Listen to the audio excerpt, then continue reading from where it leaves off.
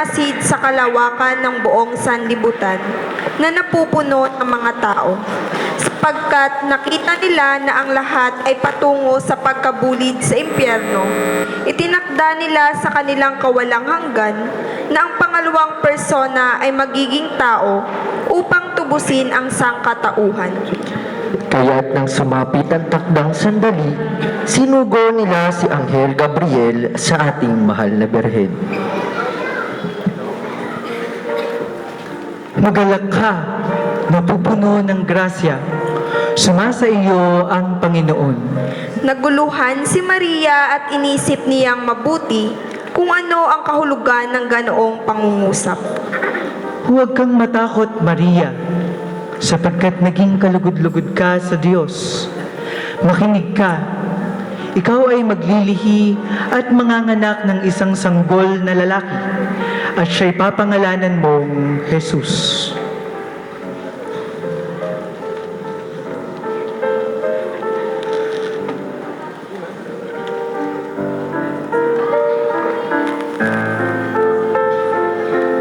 Sasa iyo ang Espiritu Santo at mapapasailalim ka ng kapangyarihan ng kataas-taasang Diyos. Dahil dito, ang isisilang mo'y banal at tatawaging anak ng Diyos.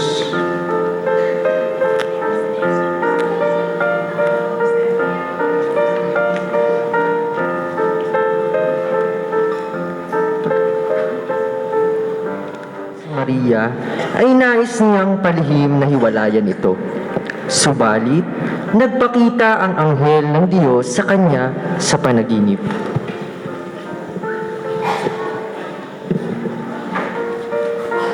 Huwag kang matakot, Jose, na panagutan si Maria, sapagkat ang sanggol na dinadala niya ay anak ng kataas-taasang Diyos.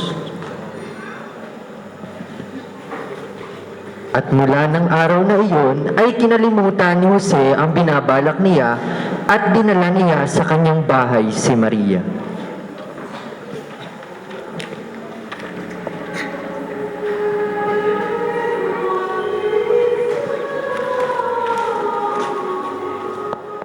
Si Maria at nagmamadaling pumunta sa isang bayang bulubundukin sa Judea, sa bahay ni Zacarias.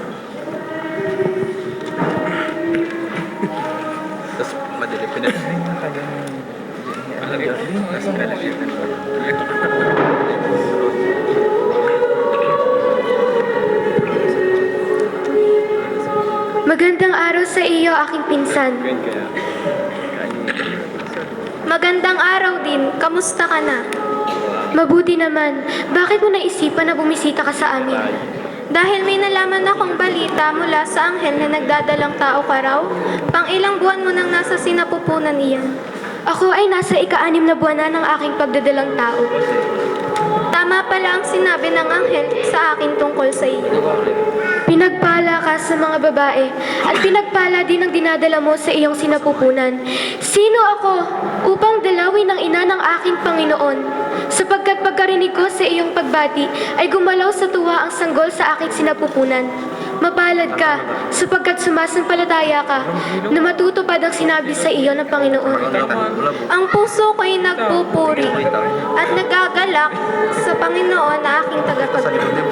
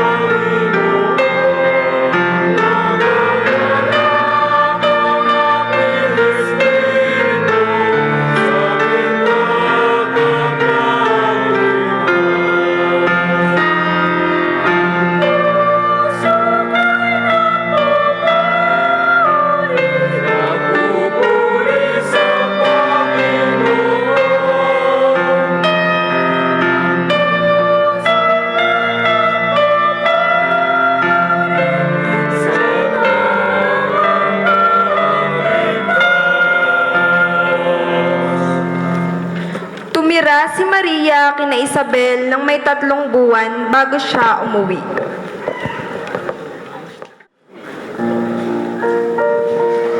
Noong mga araw na iyon ay lumabas ang isang kautosan mula kay Emperador Augustus na ang lahat ay dapat magparehistro. Si Jose ay nagtungo rin sa Judea mula sa bayan ng Nazareth, sa bayan ni David na tinatawag na Bethlehem, kasama si Maria, sapagkat siya ay nagmula sa sambahayan at pamilya ni David. Gabi na sila ay dumating at naghanap ng matutuluyan.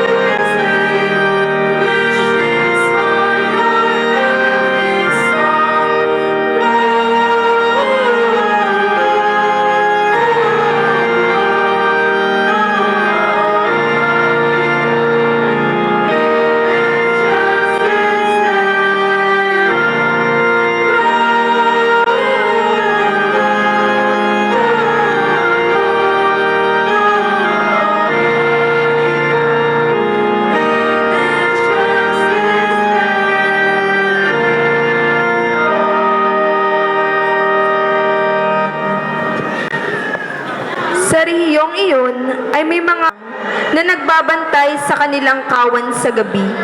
At ang isang anghel ng Panginoon ay tumayo sa harap nila at sila ay natakot.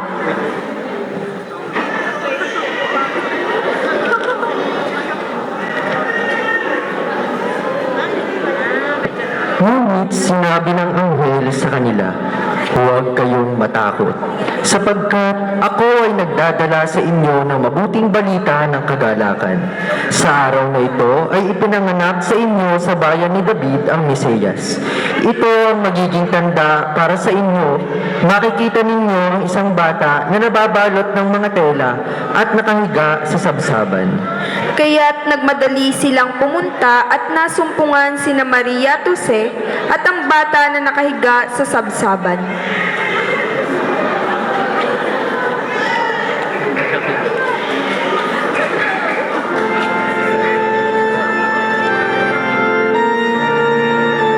First wash their clothes by night, all seated on the ground. The angel of the Lord came down, and glory shone around. Fear not, said he, for mighty dread has seized their troubled mind. Glad tidings of great joy I bring to you and all mankind. To you in David's town this day is born of David's line a Savior who is Christ the Lord, and this shall be the sign. The heavenly babe there shall find to human view display. All really wrapped in swaddling clothes, and in a manger lay.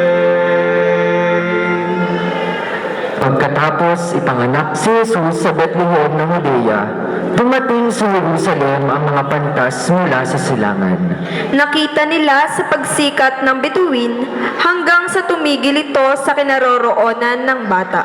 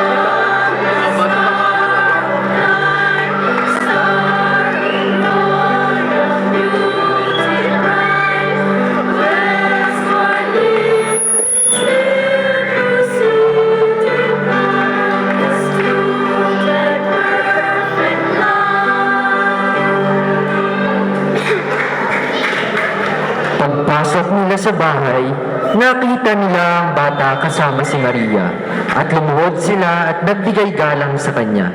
Pagkatapos, binuksan ang kanilang mga kaban na may lamang ginto, kamanyang at mira. Si Hesu Kristo, ang anak ng Diyos, ay isinilang sa Bethlehem ng Judea. Sino ba ang taong may pusong napakabato na Nang marinig ang sigaw na ito, hindi matutunaw ang kanyang kaluluwa? Maaari bang ipahayag ang mas nakaaaliw na mensahe? Maaari bang ipahayag ang mas kaaya-ayang balita? Magmadali tayo mga kapatid.